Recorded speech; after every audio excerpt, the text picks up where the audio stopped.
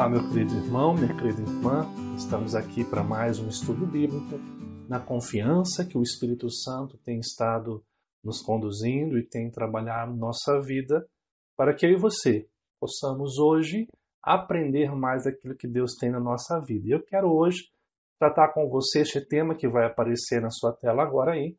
Estão falando mal de mim. Um tema que muitas vezes nos incomoda no sentido de que quando as pessoas falam mal da gente, nós nos sentimos incomodados, nós nos sentimos chateados, né? E aí eu queria começar esse estudo com uma pergunta a respeito de Jesus. Já falaram mal de Jesus? Eu digo a você que já falaram mal de Jesus. Quando você lê Lucas capítulo 7, olha o que diz o verso 33 e verso 34. Pois veio João Batista, não comendo pão, nem bebendo vinho, e dizeis, tem demônio. Veio o Filho do Homem, uma referência a Jesus, comendo e bebendo, e dizeis, eis aí um glutão e bebedor de vinho, amigo de publicanos e pecadores. Ou seja, você vê que Jesus foi alvo também dessas críticas, de palavras ofensivas, de palavras que perjurem uma pessoa, né? Então perceba que falar mal, o próprio Jesus passou por esse processo em que as pessoas falavam mal dele. Qual é a nossa reação quando isto acontece? Olha só, algumas coisas que vêm ao nosso coração, sentimentos que nós temos quando falam mal da gente. Primeiro, ficamos chateados quando ouvimos. Todos nós, quando ouvimos que estão falando mal da gente, nós temos a tendência a ficar chateados. Um outro sentimento, somos tomados por um sentimento de frustração.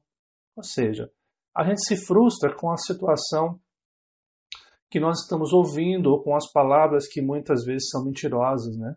Uma outra coisa, criamos um sentimento de desprezo contra o outro. Naturalmente, nós começamos a desprezar aquele que fala mal da gente. Em outras ocasiões, atacamos falando sobre quem a pessoa é. A gente diz, está falando de mim, mas essa pessoa não tem nem autoridade para falar. E a gente acaba fazendo o mesmo processo de forma inversa aí. Outra coisa, buscamos tirar a satisfação do assunto com raiva ou não. Precisamos provar o contrário. Algumas pessoas vão até a pessoa tirar satisfação e às vezes sabendo como tirar satisfação ou não sabendo. O importante é que a gente prove que nós estamos certos, né? E aí a pergunta que surge, quando eu penso nesse tema, é o seguinte: qual reação Jesus espera? Qual a reação que Jesus espera de mim, de você, cristão, temente a Deus, professo na fé cristã? O que Deus espera de nós? Então vamos pensar um pouquinho sobre isso, né? E antes de entrar basicamente no texto que eu quero trabalhar nesse momento, eu queria colocar duas coisas aqui importantes. Primeiro, seres humanos têm a tendência natural para falar dos outros. Então, a primeira coisa que eu preciso entender é que isso faz parte natural do ser humano corrompido pelo pecado. Perceba como para falar mal de alguém é muito natural. Quando a gente menos percebe, a gente já está falando mal de alguém. Uma outra coisa, essas situações só irão acabar quando morremos. Ou pelo menos nós não ficaremos mais sabendo. Ou seja, quando que vão parar de falar mal da gente? Quando a gente morrer.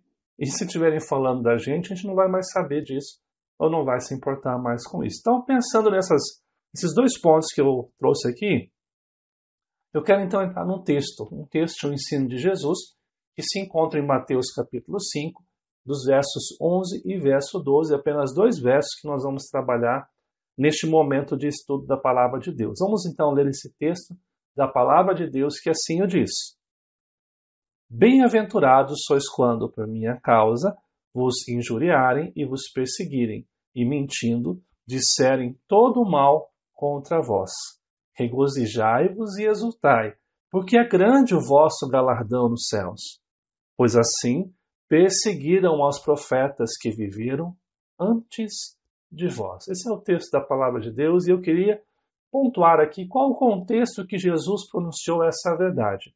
O contexto em que Jesus traz esse ensino é o conhecido Sermão do Monte, ou Sermão da Montanha, que engloba ali, que embarca ali em Mateus capítulo 5, 6 e 7, onde Jesus ensina princípios válidos de ética, de comportamento, de caráter na vida dos seus discípulos, né, amados? Então, vamos fazer uma pergunta a esse texto, que é a seguinte: quem estava ouvindo esta mensagem? Quando você lê um texto bíblico, é muito importante que você descubra quem está ouvindo, quem era o público, quem eram as pessoas envolvidas naquele ensino de Jesus, para que você tenha a compreensão ou a facilidade de entender o que está acontecendo por detrás, ou por que Jesus está citando esse ensino tão importante. Quando você lê os versos 1 e 2 de Mateus capítulo 5, você vai encontrar o seguinte, olha só. Vendo Jesus as multidões, subiu ao monte e, como se assentasse, aproximando-se os seus discípulos, ele passou a ensiná-los, dizendo. Então aqui você encontra dois públicos que estão ouvindo esse sermão, essa mensagem de Jesus, que está ali no capítulo 5, 6 e 7 de Mateus. Quem são? Nós temos as multidões e os discípulos. Existe uma multidão e os discípulos. Vamos entender rapidamente quem são essa multidão e quem são os discípulos aqui. Multidões nós podemos definir como quem? São aqueles que buscam o milagre de Jesus e eles são acolhidos, mas vivem uma relação utilitarista e sem compromisso. Ou seja, você percebe ao longo do ministério de Jesus que sempre multidões o acompanhavam, sempre buscando ouvir os seus ensinos, levando enfermos, levando endemoniados para que Jesus curasse. E todos os relatos bíblicos a respeito desses momentos dizem que Jesus acolhia as multidões, que ensinava, que curavam os seus enfermos. Todavia, a relação dessa multidão com Jesus, muitas vezes, era uma relação utilitarista. Eles não tinham compromisso com o Senhor Jesus e com o seu reino. Prova disso é que em um dado momento do ministério de Jesus, ele vai curar 10 leprosos e somente um volta para poder agradecer ao Senhor Jesus por aquilo que ele havia operado de forma milagrosa.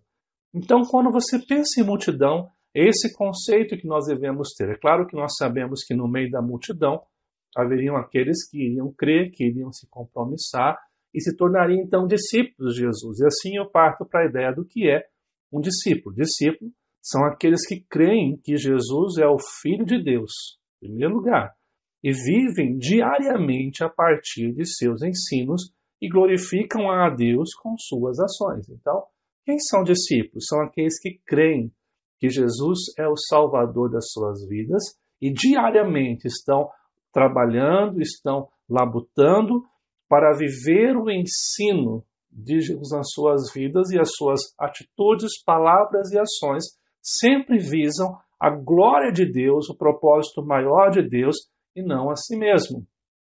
Nós encontramos então, ouvindo esse sermão, dois públicos, as multidões que querem os benefícios de Jesus, mas não se comprometem com Jesus, com seus ensinos, com seus valores, com seus princípios, e os discípulos, que são aqueles que ouvem, creem e se comprometem em viver a partir dos princípios e valores do reino de Deus. Assim, surge uma outra pergunta. Como Jesus separa os dois grupos, de quem é multidão e de quem não é multidão? Ele começa o seu sermão, você vai ler o versículo 3 ao 10, até o 11 na realidade, falando das bem-aventuranças, né? Ele vai trabalhar sobre o caráter do discípulo, como que alguém que pretende seguir a Cristo deve ter o seu caráter. Ele vai tratar sobre humildade, mansidão, sobre amor à justiça, ter sede de justiça, sobre ser uma pessoa que realmente expressa esse caráter divino. Mas quando você chega no verso 10 especificamente, olha só o que ele diz. Bem-aventurados os perseguidos por causa da justiça, porque deles é o reino dos céus. E aqui você encontra o ponto que realmente divide quem é multidão e quem é discípulo. Multidão não tem interesse em passar por perseguição. Multidão, ele foge do sofrimento. A multidão, ela quer o benefício que Deus pode lhe dar, mas não quer passar por perseguição por amor a Cristo. Então, quando chega no verso 10, você encontra ali um ponto cirúrgico que separa a multidão dos verdadeiros discípulos do nosso Senhor Jesus Cristo. E é interessante isso, por quê? Porque o verso 11 vai então reiterar, vai testificar essa ideia da seguinte maneira: bem-aventurados sois quando por minha causa, olha só o que está incluído naquele que quer seguir a Jesus. Olha o destaque que eu trago aqui. Vos injuriarem e vos perseguirem e mentindo disserem todo mal contra vós. E aqui é um ponto muito importante, porque Jesus deixa bem claro, amados, que aqueles que querem servir a Ele, que querem dedicar-se a Ele, que querem ser discípulos, deverão estar prontos para passar por calúnias, por injúrias, por perseguições e ouvir de si mesmo mentiras que muitas vezes são afrontosas ao nosso ego e à nossa vida. O discípulo passa por isso. Então, assim, amados, eu quero agora trazer para você algumas coisas a respeito desses dois versos para que a gente possa estudar e compreender e responder aquela pergunta que eu comecei lá atrás. O que Jesus espera que eu e você faça como cristãos? Então vamos caminhar aqui e o primeiro ponto que eu quero trazer é uma causa. Olha só, o verso 11 começa: bem-aventurados. A ideia de bem-aventurados, para que você possa entender, alguns vão traduzir como felizes, né, como pessoas felizes. Só que a palavra é muito mais profunda, ela traz um sentido muito mais profundo. Qual é esse sentido? Feliz que recebeu o favor de Deus. Bem-aventurado, para que você possa entender, é alguém que recebe todo o favor de Deus sobre a sua vida. Então, não é simplesmente um estado de felicidade, mas é algo intrínseco da própria pessoa, onde ela estará sendo abençoada nos seus caminhos, nos seus planos pelo Senhor Jesus, independente dos resultados, seja de bênçãos, ou seja de dificuldades, sofrimentos e lutas. Então, isso é a ideia do bem-aventurado. Ele fala o seguinte: bem-aventurados quando por minha causa. Então, ele vai trazer três expressões aqui. Quando por minha causa vocês são injuriados, perseguidos e caluniados. E aqui, amados, deixa eu colocar algumas coisas importantes para você. Quando você ouve a palavra aqui no texto, injuriados, significa acúmulo constante de insultos. E aqui é interessante porque tanto Jesus como os discípulos receberam vários e vários insultos. Isso era comum na vida e no ministério de Jesus e dos apóstolos. Então, os insultos meio que faziam parte da rotina ministerial do nosso Salvador e dos seus discípulos. Outra coisa, perseguidos aqui significa perseguição ativa, física ou emocional. Tanto fisicamente foram perseguidos, como emocionalmente também foram perseguidos. E o último, caluniado, significa o quê? Dizer falsamente toda espécie de males. E aqui é interessante porque no contexto que nós temos do ministério de Jesus e de Atos ali, dos primeiros cristãos, você vai ouvir coisas que aos nossos olhos são meio estranhas. Por exemplo, os discípulos eram acusados de serem ateus. Por quê? Porque eles adoravam um Deus que não se via. Pelo fato de adorar um Deus invisível, não uma estátua, alguma coisa, os cristãos dos primeiros séculos eram acusados do quê? De serem ateus. Outra coisa, eles eram acusados de serem imorais. Por quê? Porque eles faziam o quê? Eles se reuniam em lugares escondidos. Então, para eles, esse fato de se reunir em lugares escondidos, que era uma questão da perseguição, faziam deles imorais. Uma outra coisa, eles eram também caluniados de serem o quê? De serem antipatriotas, porque eles não reconheciam César como o único Deus, né? Como o imperador, como o Senhor absoluto. Então, eles não tinham amor à pátria. Calúnias, né? E uma outra coisa interessante, que os cristãos também eram caluniados de serem canibais, porque, segundo a pregação do cristianismo, eles comiam o corpo e o sangue do Senhor Jesus, que nós sabemos que é a Santa Ceia, que é simbólica, mas naquele contexto eles eram acusados de serem canibais. Então percebam, o que eles escutavam, que eles eram ateus, que eles eram imorais, que eles eram antipatriotas, que eles eram canibais, tudo isso eles eram o que as pessoas tinham de conceito do cristianismo naquele momento. Interessante que tudo isso acontecia por minha causa. Interessante que Jesus ele faz esse motivo, né? Você é feliz, é bem-aventurado, recebe meu favor quando estão injuriando você, perseguindo você, caluniando você por minha causa. O motivo desses cristãos passarem por isso, amados, era o quê? O amor a Jesus, a dedicação ao nosso Salvador, Jesus Cristo, a fé em Jesus. E aí eu trago uma pergunta muito importante neste momento. Por causa de quem estão falando mal de mim? Talvez seja um ponto importante que a gente deve trazer aqui agora para perguntar. Quando as pessoas falam mal de mim, é porque realmente eu estou amando ao Senhor e aí acabam recebendo críticas? Ou é por causa do meu comportamento que às vezes também não é coerente com o comportamento de discípulo de Jesus? Eu acho que a gente tem que ser honesto quando nós chegamos nesse ponto para nos perguntar qual é o motivo. Por que estão falando mal da gente? Interessante que 2 Timóteo, capítulo 3, verso 12, diz o seguinte: Ora, todos quantos querem viver piedosamente em Cristo Jesus serão perseguidos. Ou seja, nós passaremos por situações como estas quando nós nos dispusermos a servir a Cristo Jesus, amados. Uma outra coisa também que 1 Pedro fala no capítulo 4, verso 14 e 16 é o seguinte: se vocês são insultados por causa do nome de Cristo, felizes são vocês. E aqui é a mesma ideia do que? Do bem-aventurado. Pois o Espírito da glória, o Espírito de Deus, repousa sobre vocês. Olha que lindo isso.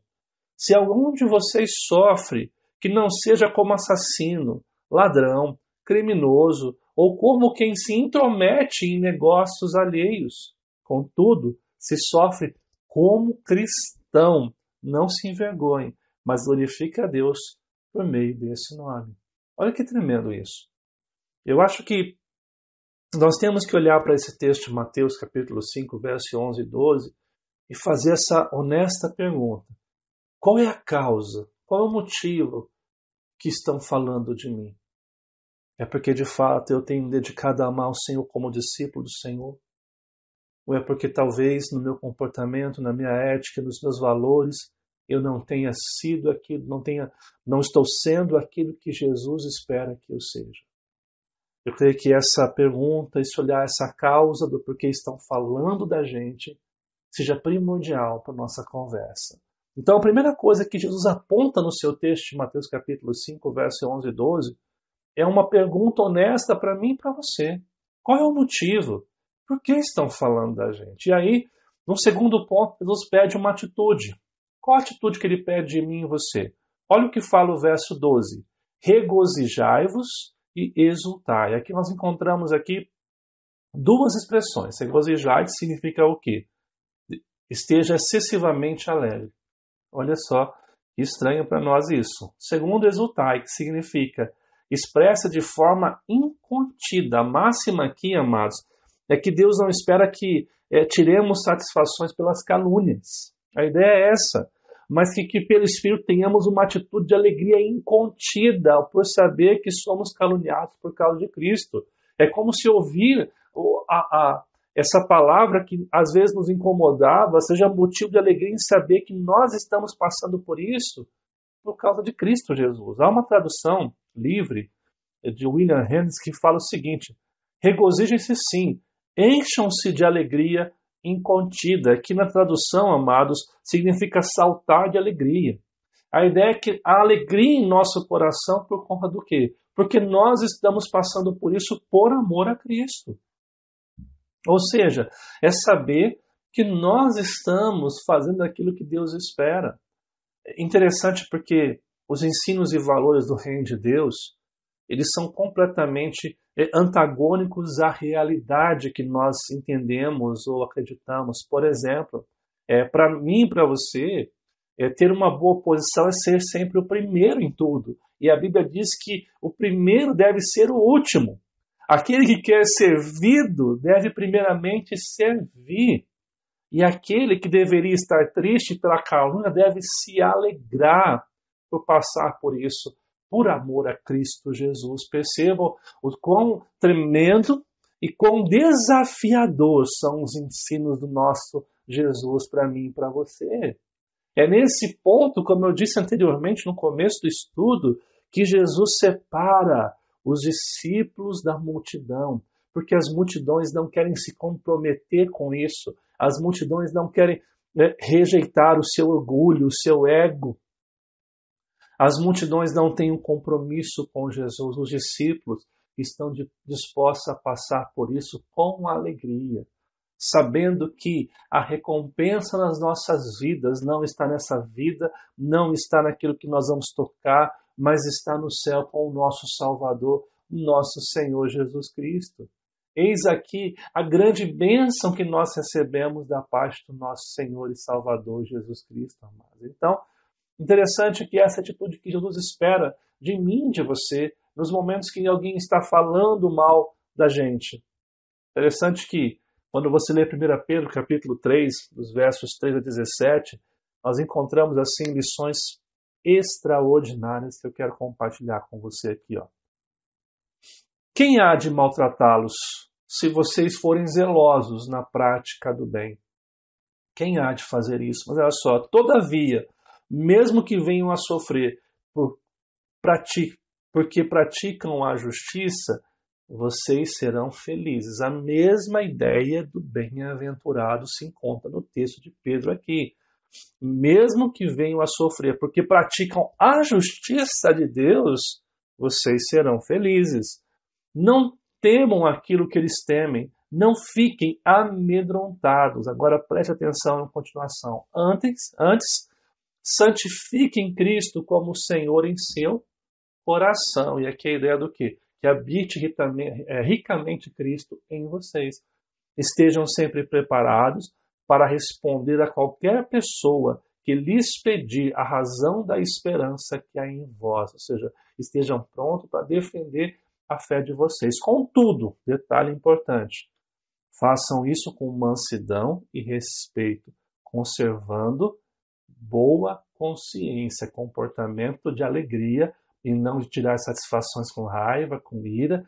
Resultado de fazer isso de forma que os que falam maldosamente contra o bom procedimento de vocês, porque estão em Cristo e não em vocês próprios, fiquem envergonhados de suas calúnias. E aí, olha só como fecha esse texto. É melhor sofrer por fazer o bem, se for da vontade de Deus, do que por fazer o mal. Olha que desafiador o que Jesus pede para mim e para você. A atitude a se alegrar aqui, amados, significa o quê? Nós devemos estar dispostos a passar por as situações de calúnias, de mentiras, de ofensas, porque nós estamos seguindo ao Senhor Jesus e não a nós mesmos. E aí é interessante porque você vai encontrar um outro texto de Pedro também, que é 1 Pedro 2, dos versos 21 a 23, que fala o seguinte, olha só. Pois também Cristo sofreu no lugar de vocês. Olha só, gente, só esse trecho aí já é espetacular. Ele diz o seguinte, deixando-lhes exemplo para que sigam os seus passos. Ele não cometeu pecado algum, e nenhum engano foi achado em sua boca. E aí, olha só, quando insultado, exemplo, não revidava. Quando sofria, não fazia ameaças, mas entregava-se àquele que julga com justiça. E eu destaco aqui, amados, deixando-lhes exemplo para que sigam os seus passos. Tremendo isso, né? É o exemplo que ele nos dá para seguir os seus passos, para cumprir a sua vontade, para fazer o seu querer. Amados, quão tremendo é isso. Ou seja, é essa atitude que Jesus espera de mim e de você. Quando o texto de Mateus fala em regozijar e alegrar, ele está falando sobre isso. É estar feliz.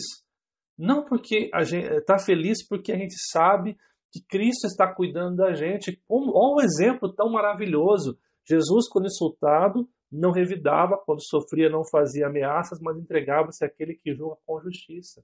Entregava a calúnia, a difamação, a mentira na mão do nosso Senhor, Salvador, nosso Deus poderoso, que envia o seu Filho para salvar a nossa vida. Perceba quão tremendo é o ensino de Jesus para a nossa realidade aqui, né? E assim eu termino falando sobre o quê? Sobre uma esperança. Olha como termina o verso 12. Porque é grande o vosso galardão no céu, pois assim perseguiram aos profetas que viveram antes de vós. Aqui nós encontramos duas expressões. Primeiro, o galardão, ele está falando que é grande esse galardão, e nós também entendemos aqui a expressão que diz sobre uma direção correta. Olha só que interessante. A palavra galardão aqui pode ser entendida como recompensa oferecida por Deus nos céus, amados. Aqui a recompensa é importante que você entende que não parte dos méritos humanos, mas de uma recompensa graciosa que é oferecida por Deus para aqueles que se propuseram a viver os seus valores e princípios, né? Muito se fala sobre o que é o galardão, como onde vai ser esse galardão, como será esse galardão, mas eu estou falando de forma muito honesta para vocês aqui. Por mais que a gente tenha várias hipóteses do que seja o galardão, a gente não tem como assim precisar de fato que seja. A única coisa que a gente pode apontar aqui é que é uma recompensa que Deus nos dará quando chegarmos no céu. Todavia, essa recompensa não tem a ver com os nossos méritos humanos, com a nossa performance pessoal, mas é um presente gracioso que Deus nos dá por seguir os seus valores e princípios. Então, assim, nós vamos chegar no céu e aí nós vamos descobrir realmente o que significava essa ideia de forma muito precisa do que é um galardão. Agora, a direção correta significa o seguinte: caminho daqueles que servem a Deus. Você olha o quê? Se nós estamos passando por isso, nós estamos na direção certa. Se estão falando mal de mim, de você, por causa de Cristo, por causa do nosso amor a Cristo, por causa da decisão que nós tomamos, da nossa responsabilidade humana, de viver os valores e princípios do reino de Deus, nós estamos sendo perseguidos, caluniados, estão mentindo, falando mal da gente, assim como fizeram com os profetas que vieram antes de nós. Então nós estamos o quê? No caminho correto. Em outras palavras, estamos caminhando em direção ao céu. E isso é uma bênção em nossas vidas. O Dr. Martin Lloyd-Jones, ele fala o seguinte: é como se Cristo estivesse dizendo, se isso lhe acontecer, isso servirá de selo do fato que você está destinado ao céu. Significa que você foi rotulado. Significa que seu destino final já foi fixado. Assim sendo, ao persegui-lo, o mundo lhe está dizendo que você não mais pertence a este mundo. Olha que coisa mais linda isso, amados. Provando o fato que vocês estão se dirigindo para o céu. Olha que muito bacana essa expressão do Dr. Martin Lloyd-Jones, que é assim rica no seu conteúdo, naquilo que nos desafia a viver realmente isso, na esperança que todas as nossas lágrimas aqui, nosso sofrimento será recompensado nos céus. Eu me lembro de uma frase de um teólogo aqui agora, e eu infelizmente não lembro quem é o teólogo, mas a ideia da frase é assim, que todo dano que nós passarmos aqui nesta vida será recompensado quando nós chegarmos no céu. Nós cremos nisso, cremos que o Senhor nos dará essas recompensas maravilhosas, né? 2 Coríntios capítulo 4, verso 17 e 18 vai cooperar com essa ideia da seguinte maneira: pois os nossos sofrimentos leves e momentâneos estão produzindo para nós uma glória eterna que pesa mais do que todos eles. Assim, fixemos os olhos não naquilo que se vê, mas no que não se vê, pois o que se vê é transitório, mas o que não se vê é eterno. Que maravilha esse texto. Olha só o que fala Colossenses capítulo 3, versos 1 e 3. Portanto, já que vocês ressuscitaram com Cristo, procurem as coisas que são do alto, onde Cristo está assentado à direita de Deus. Mantenham o pensamento nas coisas do alto e não nas coisas terrenas, pois vocês morreram e agora a sua vida está escondida com Cristo em Deus. Continuando aqui também, olha só o que o mesmo texto vai prosseguir no capítulo, no verso 5, parte A.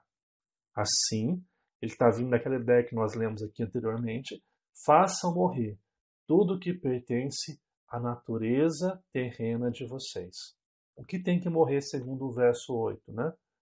Mas agora, nós abandonem todas as coisas: ira, indignação, maldade, maledicência e linguagem indecente no falar. E aqui a ideia de ira, indignação, maldade, maledicência tem a ver o quê?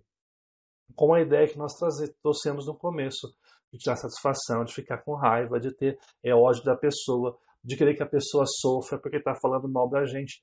Tudo isso, se você está em Cristo, você é convidado a deixar esses sentimentos confiando que, olhando para o céu, a sua justiça agora é a justiça daquele que é justo em julgar todas as coisas e está nos conduzindo à sua vontade. Ou seja, voltamos à ideia do texto que nós lemos ali, de Mateus capítulo 5, verso 12. O galardão e a direção correta. Nesse sentido, resumindo o que eu falei nesse estudo, precisamos compreender que isso é normal e que Jesus nos convida a sermos discípulos, ou seja, bem-aventurados. Nós somos quando nós passamos por uma causa. Nós estamos ouvindo isso por causa de Cristo. Quando nós temos uma atitude de se alegrar e regozijar diante das críticas do sofrimento, e também o quê? Quando nós temos essa esperança, que tudo isso faz parte de um processo que nos conduz a Cristo e que nos leva a viver conforme a sua vontade. Ok? Vamos então rapidamente encerrar aqui com um momento de reflexão e de prática para que nós possamos compreender aí e colocar isso de forma muito prática na nossa vida. Tá? Então, vamos lá. Primeiro, precisamos entender que naturalmente pessoas irão falar mal uma das outras. Como vamos encarar essa situação? Seremos como a multidão ou como discípulos de Cristo? Pessoal, vão falar mal de mim, de você. A grande questão é se nós vamos nos comportar como multidão que revida, que tem raiva, que tem ira, que é natural do ser humano, natural, ou seremos discípulos de Cristo que estamos aqui agora buscando mudar, buscando ter um novo comportamento diante disso. Segundo, quando falam mal de nós, temos a coragem de perguntar por qual motivo estão falando, aquela pergunta crucial que eu falei ao longo do estudo, né? Por que estão falando mal de mim? Porque eu estou seguindo a Cristo?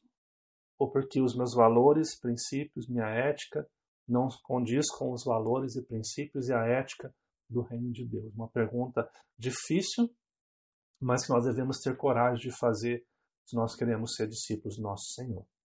Terceiro, qual a atitude que tenho tomado quando descubro que estão falando mal de mim? Você reage? Você é reativo? Ou você dobra o seu joelho e confia que Deus está cuidando de todas as coisas, sabendo que nós não temos que provar nada para ninguém, mas para que Ele tenha a consciência limpa que estamos fazendo por Ele e para Ele todas as coisas. E último, tenho compreendido que servir a Deus é ser criticado. Meus olhos estão focados no céu, vivendo como um salvo em Jesus. Amados, que nós possamos ter essa consciência nesse estudo que nós falamos aqui hoje. Que Deus abençoe ricamente a sua vida e que esse tempo seja um tempo de aprendizado e crescimento em nosso Senhor e Salvador. Que Deus o abençoe poderosamente neste estudo.